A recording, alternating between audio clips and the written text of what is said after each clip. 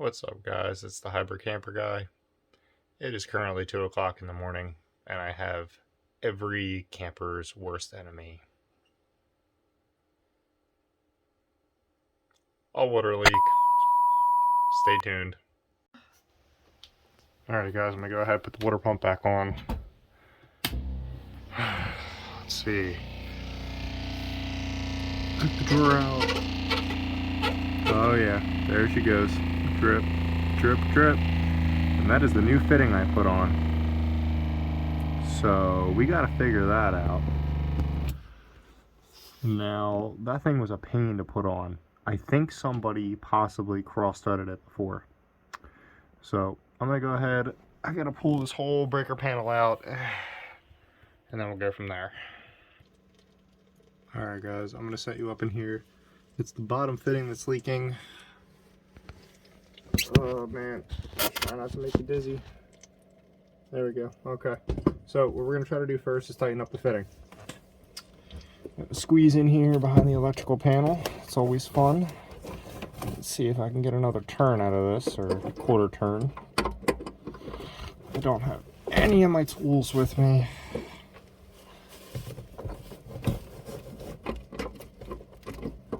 Or if it's going to need some Teflon tape. It's so weird because I used this camper for a week before. Oh, focus.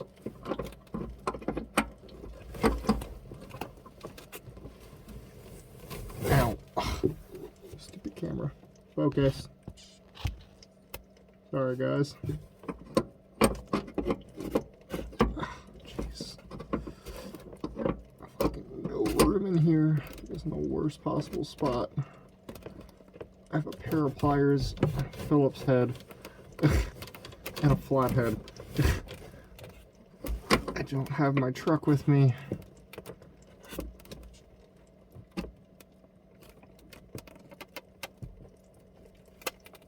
Okay, come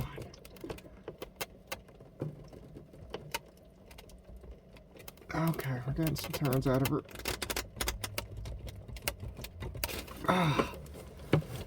Alright, guys, I'm going to turn the water pump on, and we're going to go ahead and see what that did, if anything at all. You're going to go dark. My apologies. Turn the valve on.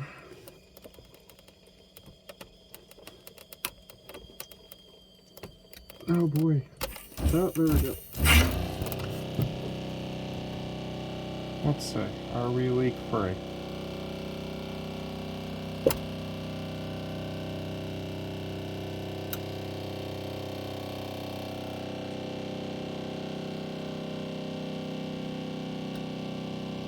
It appears we are leak free. I will be back in a second. Let me go shut the drain off. Nope, guys, now that we built pressure, as you can see, the leak is worse. So I'll go ahead and keep trying to tighten this bad boy up.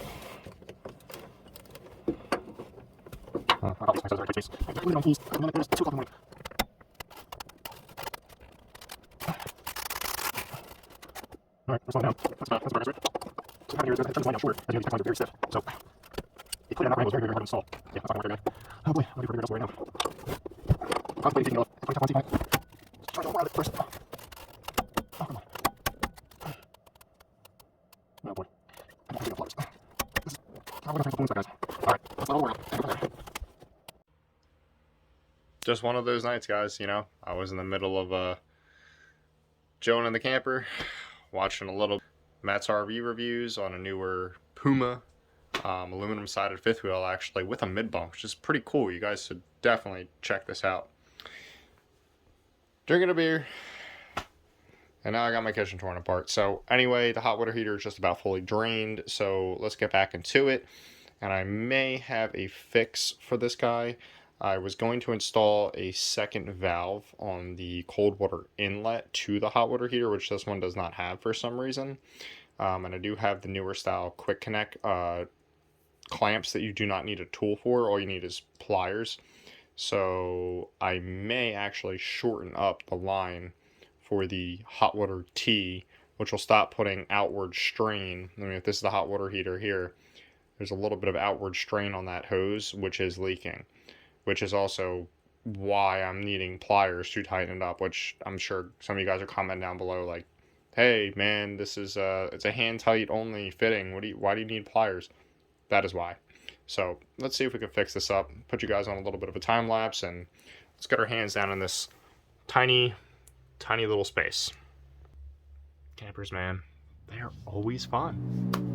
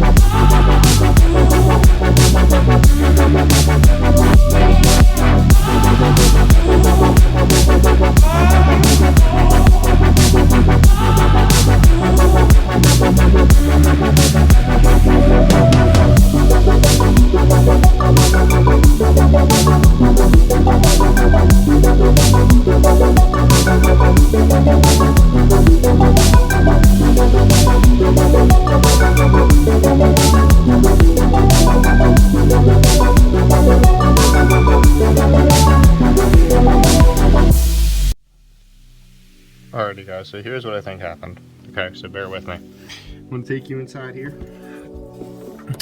Here's the back of our hot water heater, and if you can see this line, it is way farther out than the connection.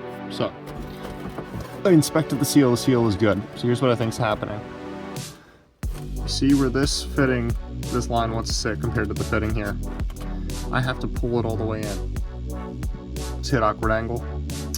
I believe I can't get it tight enough because of this awkward angle. So what we're going to go ahead and do is we're going to Teflon tape the threads here on the back of the hot water heater first. And then we're going to go ahead and we're going to shorten this line. Okay? Well, actually, the whole, no. Oh boy. We need to shorten technically both of the T's. So see, I have a valve here. I have my middle valve here. I have no valve up here, which is on. So I bought a valve to put in line there.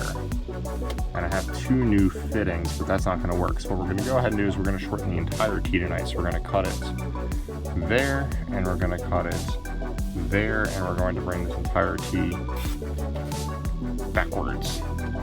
So that way, you can even see the top one's pushed out pretty far too.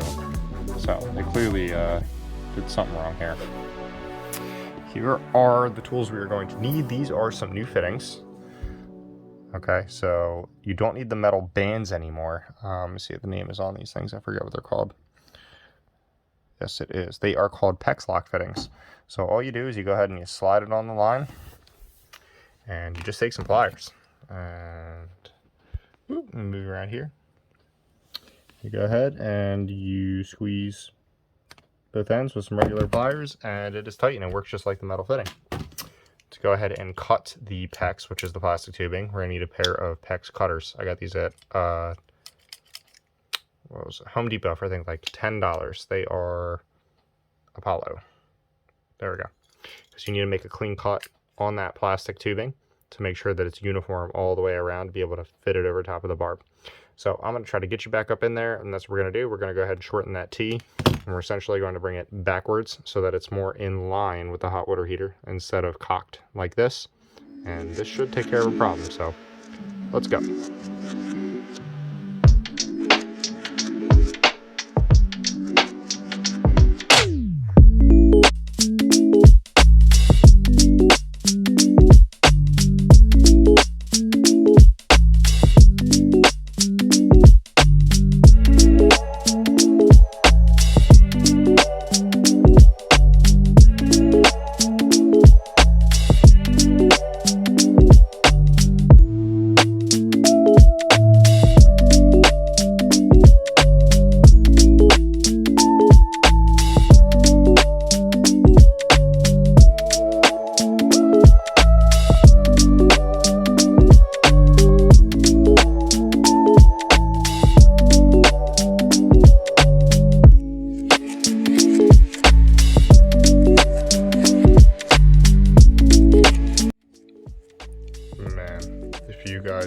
what it just took to get these off. So they are beat. So what I ended up doing was taking an old flathead I had and a hammer, putting it up on its side and literally just beating on it like a chisel and making a slit in it, and I pried it open. And then the same thing with the hose, because this stuff is rock solid after all these years. And I was able to put a slit in it just with the open end of the PEX cutter. So now we have two fresh ends. We're going to go ahead inside. We're going to measure, possibly cut down the remainder of the hose to bring this teeth completely back.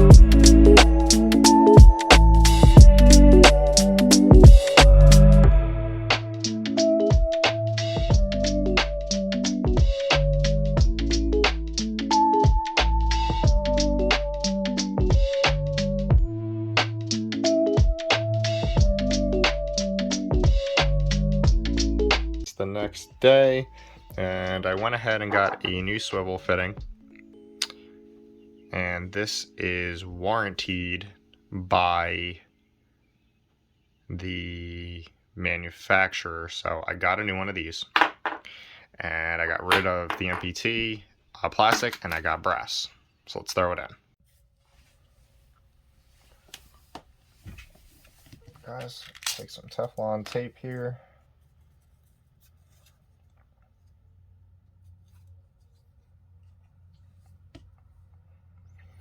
Now, when you thread this in, you're threading it in clockwise, so you want to wrap the Teflon tape counterclockwise.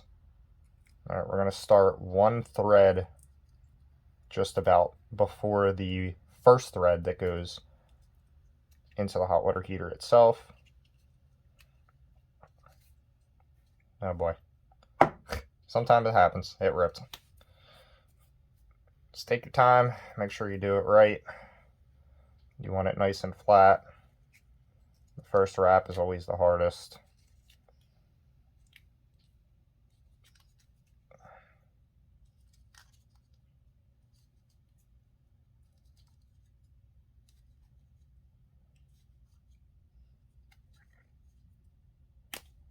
Normally do about 2 or 3 wraps. Now this fitting is going to thread on here the water fitting, the new one. Now this does seal with a rubber washer inside of there, and it will seal on this surface here.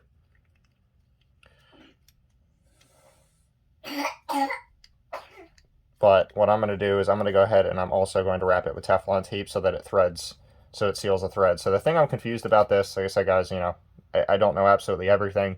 Even the technicians at the dealer couldn't explain it, but this is a tapered fitting, meaning the threads get shorter at the end and they get wider up top, and that is what actually seals, is the clamping surface of the threads.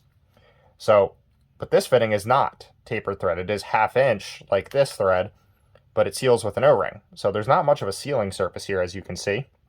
So this doesn't really make sense to me. So that's why I'm actually going to seal the thread, so it's almost like a double seal here.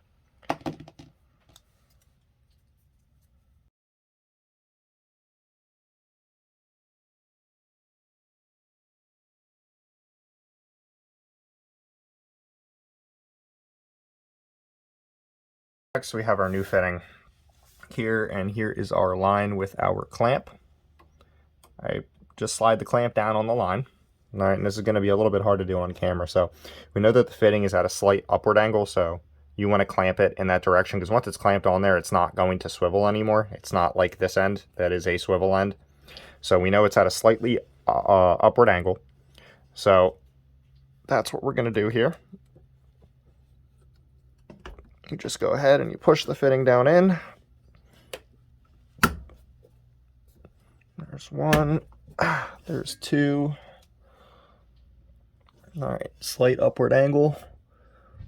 We are going to slide the clamp up, and now this is the fun part.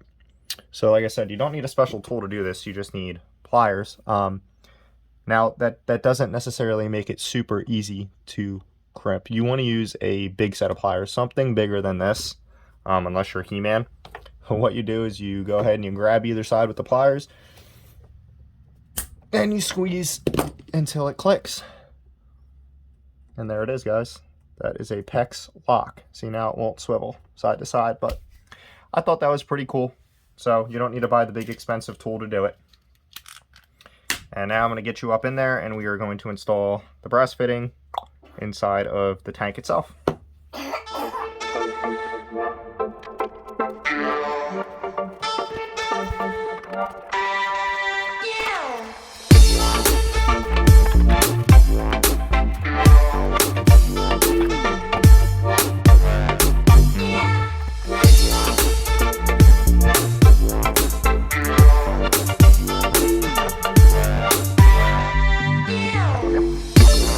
Along with the line, and that's all it takes. And here's our upper line. This is the back of our T. We did have to remove our whole power supply here, so just to be able to get to it, they did not make it easy. But let's go ahead and excuse me. Let's go ahead and turn our water pump on and see what happens. Leave the hot side of the faucet up so that way we can fill the tank.